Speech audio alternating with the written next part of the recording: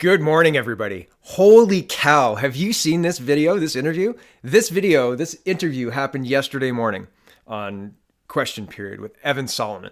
And it's a mess. It is an absolute disaster. This is a leader of a major political party in Canada. This is unbelievable. Not only does Evan have to restate his question twice, Mr. Singh wasn't even aware that the ambassador to Canada from China had written an op-ed calling Canada white supremacists over our arrest of Meng Wanzhou and their apparent accused double standard of us being white supremacists and applying the, quote, rule of law differently to Canadian citizens than to Chinese citizens in Canada.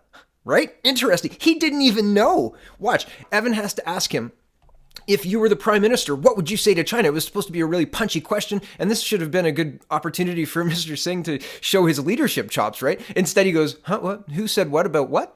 And then he accuses Evan of lying, saying, I don't see any evidence evidence of that suggestion. And I was like, what? So that's my reaction. I can't believe how bad this interview is. This interview is terrible. So the first 20 seconds is Evan setting up the question for, if you were the prime minister, what would you say to China? And he says, what? Who said what about what? And then Evan spends another 20 seconds setting it up. And then Singh goes off on Donald Trump. I'm not kidding. He asks him about China, and China calling us Canadians white supremacists. And Singh goes off on Donald Trump. Watch, this is absolutely a terrible, terrible showing for the NDP leader. Here we go.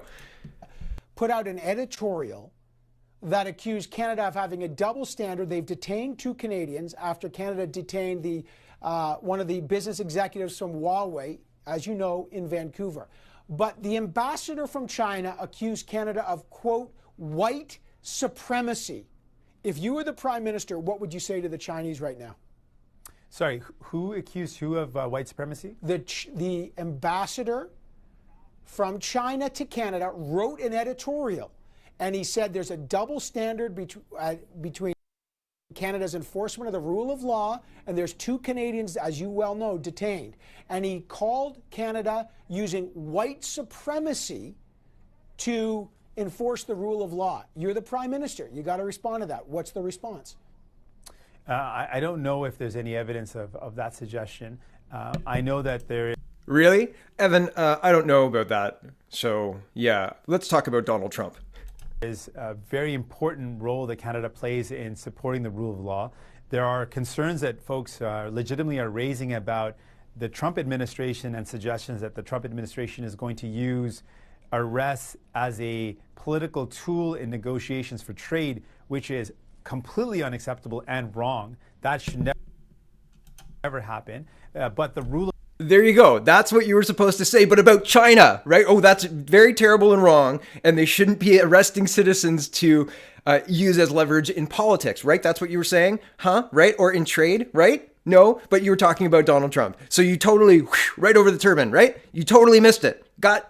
Were you listening, or were you just running? Oh, he said rule of law, so I'll push that talking point. Whoops, you missed it again. Evan corrects you.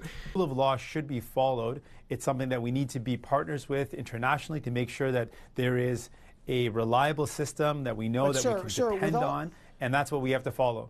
Sir, I know you're criticizing the Trump administration, but China's detained two Canadians. I just wonder if you got your eye on the ball here. We've got two Canadians detained in China. What's your view on China, not on Trump? Right. So with China's detention of Canadians, again, that is deeply concerning. We need to make sure that anyone that's being detained is being done. It's being done in an appropriate manner. It's being done in the right manner. There's actually a full due process. Laws are being followed, and their protection is paramount. We're concerned right now with the detention of Canadians in China. That is something that all Canadians are concerned with, and we want to see our country make sure that those folks are safe and that they're returned safely, and that the detention is being done not as a backlash to Canada following the rule of law. Wow. So he just really had no idea what to say there. He was like, oh yeah, Canadians are really concerned about that and blah, blah, blah, blah, blah.